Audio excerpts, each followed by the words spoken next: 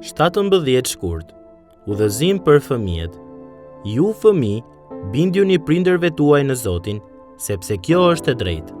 Ndero atin tënd dhe nënën.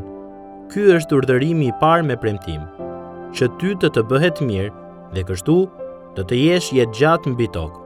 Efesianëve 6, 1-3.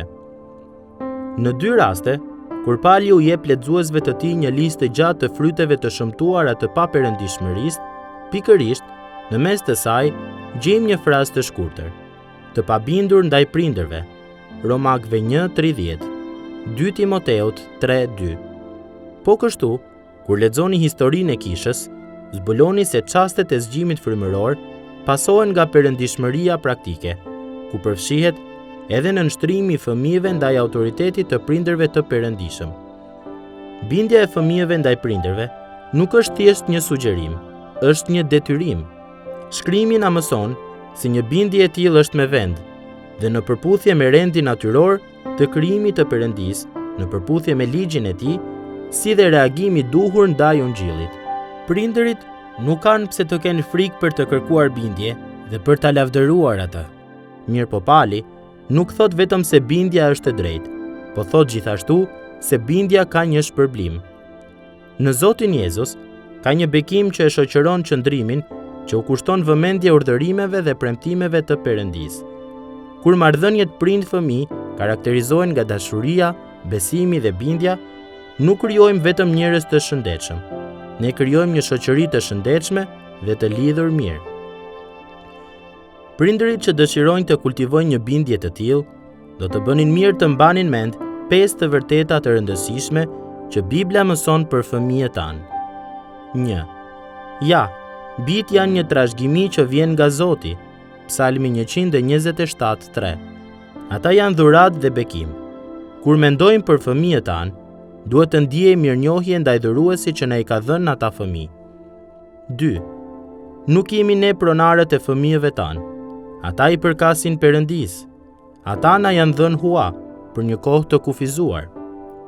3. Fëmijët kanë të meta që nga ngjizja, janë fajtor për mëkat dhe nuk e meritojnë jetën e përjetshme, ashtu si gjithë ne të tjerët. Psalmi 58:3, Romakëve 3:23. 4. Nga që janë mëkatar, fëmijët kanë nevojë për urdhërimet e Perëndisë. Si prindër, ne jemi përgjegjës për t'i udhëzuar ata në ligjin e Perëndisë që në ditët më të hershme. 5. Fëmijët tanë mund të shpëtohen vetëm me anë të hirit.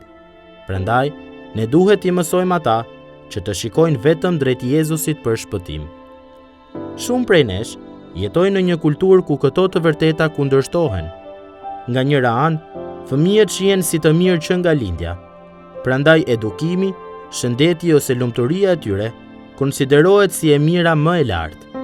Nga ana tjetër, ata shpesh bëhen objekt batutash apo ankesash. Ndonjëherë edhe brenda vetë kishës ka mungesë të deklaratave të qarta dhe biblike mbi prindërimin. Po ja se ç'thot Perëndia.